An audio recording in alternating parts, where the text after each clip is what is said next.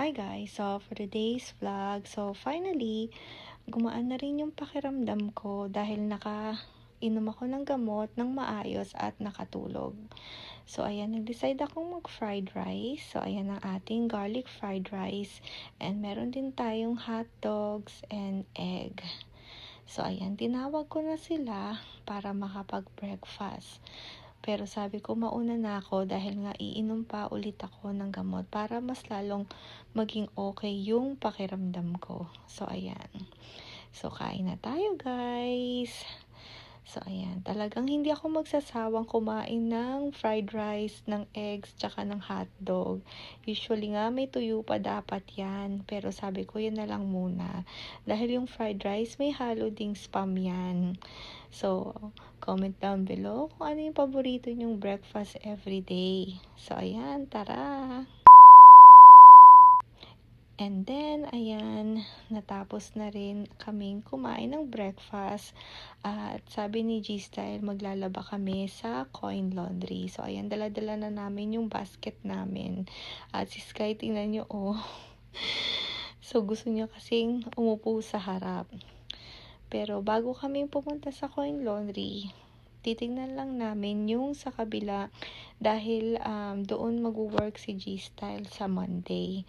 So, tinignan lang namin kung gaano kalayo at kung saan kami dadaan. Kasi minsan, kahit na may GPS ka, minsan naliligaw ka pa rin. Tsaka nga para malaman namin kung matraffic dun sa dadaanan namin. So, ayan. So, ayan. Nagpunta rin kami dito sa park. Ayan. Sabi ni G-Style, mag-picnic kami.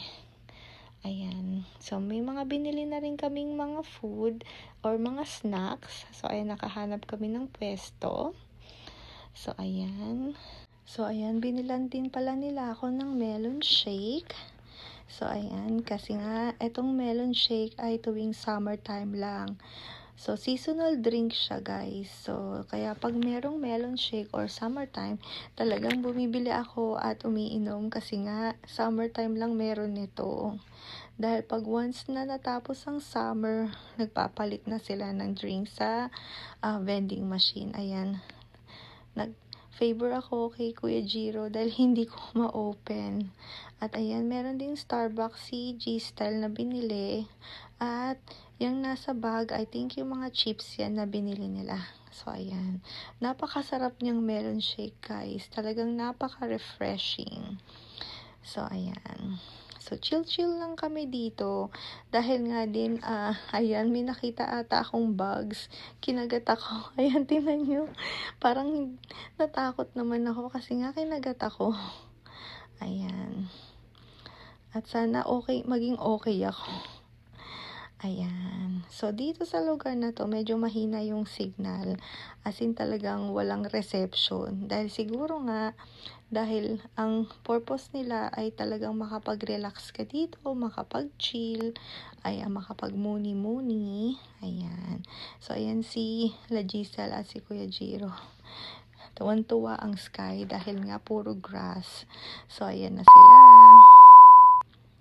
And then, eto na. Nandito na kami sa Coin Laundry na malapit sa amin. So, ayan.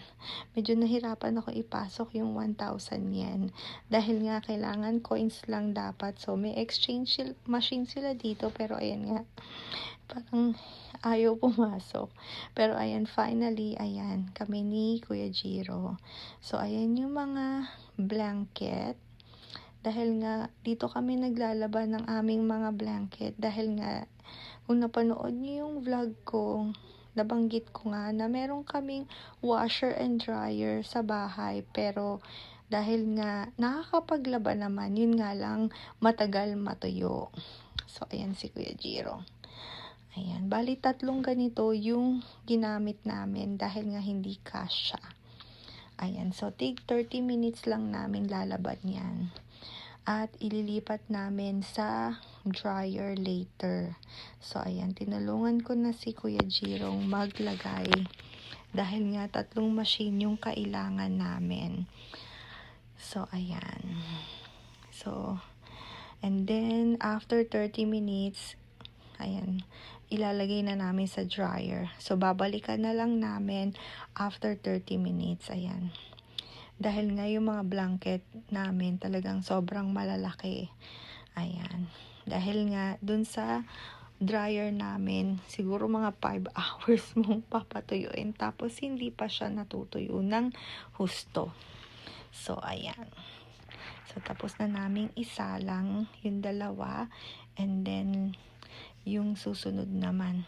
So, yan. Binibigay ko kay Kuya Jiro yung mga coins para ma-start na niya.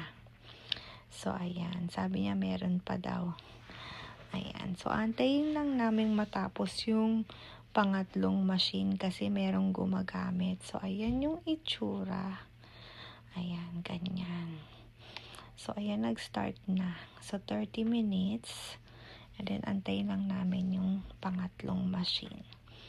So, ayan. Nantay lang namin. Actually, nalagyan na pala ni Kuya Jiro ng coins. At, ito naman yung washer and dryer ng shoes. Ayan, sa taas yung dryer.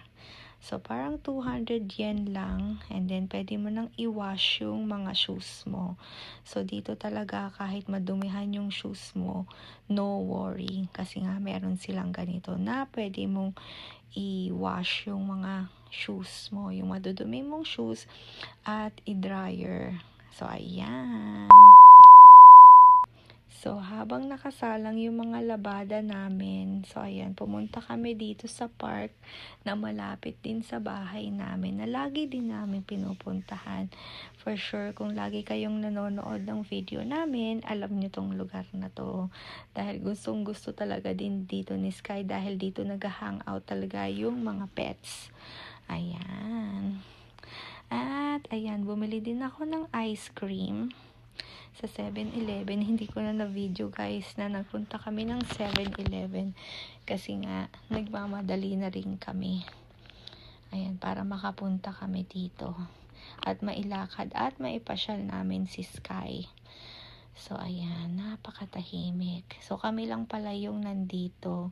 Usually din, maya-maya may nagpupunta din. So, ayan, tingnan nyo si Sky, oh. Para silang statue ni G-Style. Tayong-tayo si Sky.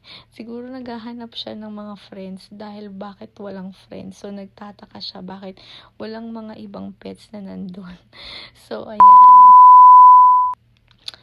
So, ayan, tapos na kaming maglabada. Nakuha na rin namin at nakapag-dryer. So, ayan, kain na tayo, guys. So, meron palang niluto si G-Style ng adobo. Ayan, hindi ko na rin na video yung habang niluluto niya yung adobo. Ayan, na may egg din. So, ayan. Dahil nga, ayan, nakatulog din kasi ako guys habang nagluluto siya kanina. So, kaya hindi ko na video. So, alright guys. Thank you guys for watching. See you guys next time. Bye!